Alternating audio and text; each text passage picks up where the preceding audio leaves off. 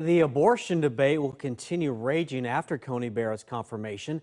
At the same time, we discovered Oregon is on pace to have the lowest number of abortions since it began keeping track.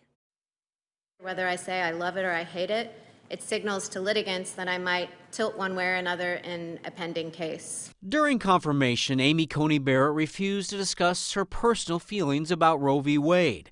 Regardless whether you think she should have or how you feel about abortion, there were 3,264 performed in Oregon in the first 6 months of this year. Doubling that number would put the state far under the previous low in 2014 of 8,231. Well, I think there's probably as many reasons as there are women who have been in that situation and made that decision. Lois Anderson of Oregon Right to Life says there are more pregnancy resource centers to help women have babies.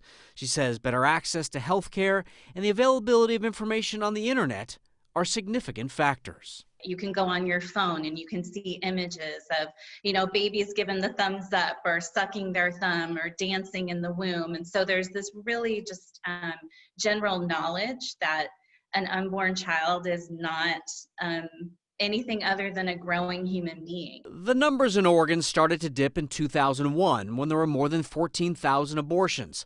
Last year, there were more than 8,600. A similar trend is happening in Washington. In 1990, there were more than 30,000. In 2019, there were more than 17,000 according to preliminary data. Planned Parenthood sent us a statement after our request for an interview. It says, "This trend confirms what we've long known to be true. Increasing people's access to affordable and effective methods of birth control, as well as accurate and inclusive sexual health education, leads to fewer unintended pregnancies. Restrictive state laws and abstinence-only programs are not responsible for a reduction in abortion. This shouldn't be up for debate."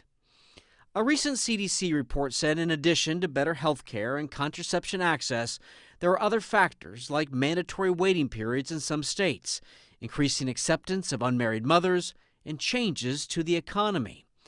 Over the last decade, there has also been a sharp decline in teenage pregnancies.